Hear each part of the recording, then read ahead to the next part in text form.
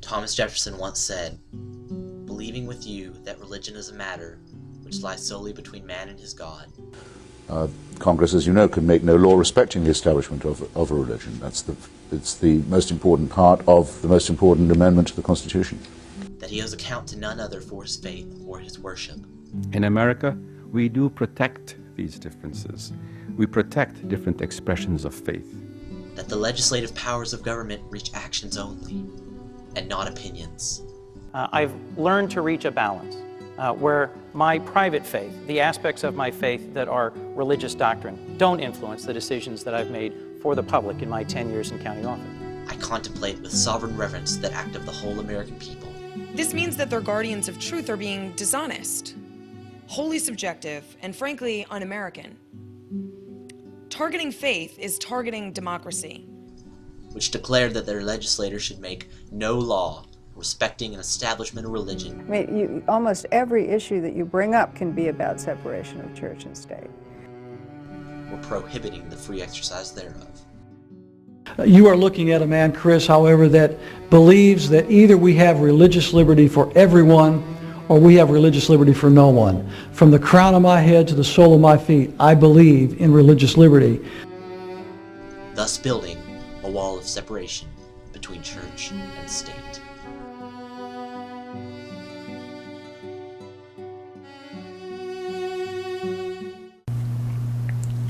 My faith as a United Methodist has always been a big part of my life.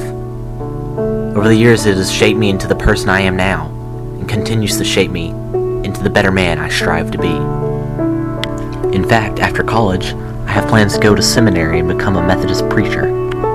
The love and patriotism I have for my country has also played a large role in defining who I am. I especially love the fact that, in America, I can get up every Sunday morning and go to church without fear of oppression or restriction of any kind.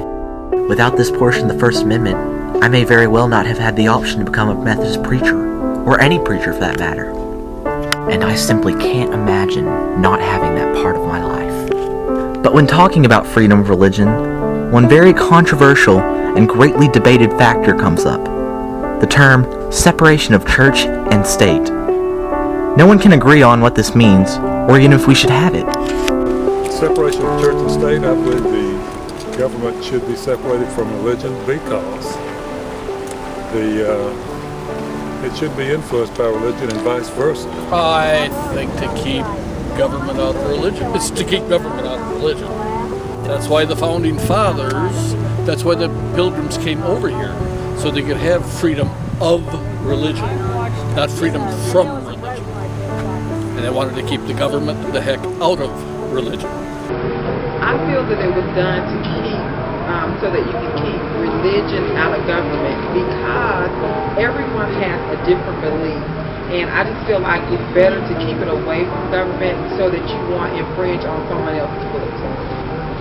I think it was to keep religion out of government, and I think this is just an ongoing problem. So do you think that there shouldn't be any separation of church and state? Would you like to see that completely abolished?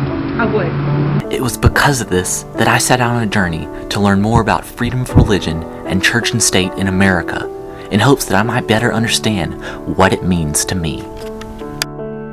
To better understand what exactly separation of church and state is, and how it's important to the First Amendment, I decided to visit Spring Hill College in Mobile, Alabama. Spring Hill College is a private Roman Catholic Jesuit liberal arts college that was founded in 1830 in Mobile, Alabama. It was there that I decided to meet up with two different people: Dr. Alexander Landy, who is the director of liberal arts at the college, as well as a professor of political science and law, and Father Edward Arroyo, who is the rector of the Jesuit community at Spring Hill College, as well as the founding director of the Jesuit Social Research Institute. He is also a sociology professor at the college. Well, separation of state and church is a phrase that is not in the Constitution. It's a phrase that Thomas Jefferson came up with, I guess, right around his first presidency.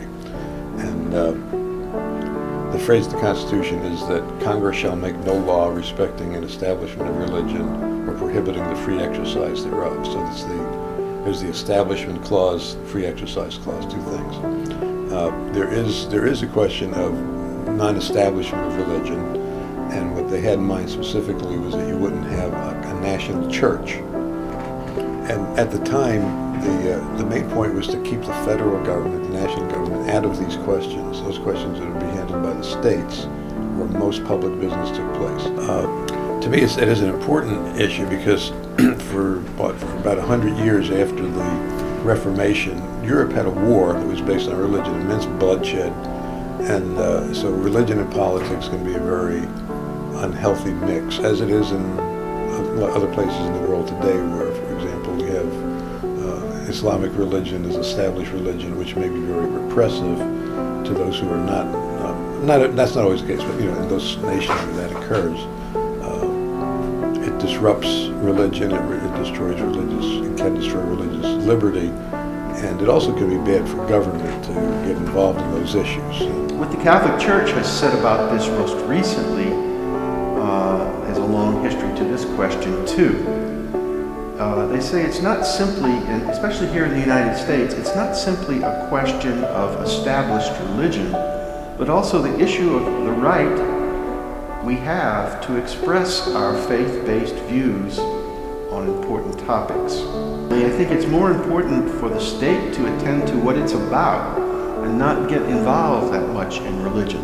The state should be about establishing human rights, meeting the basic needs of its population, trying to establish a just social order, showing its concern that all people's basic way of life is assured, providing work, helping people find work, trying to establish a just international order, etc., etc., etc.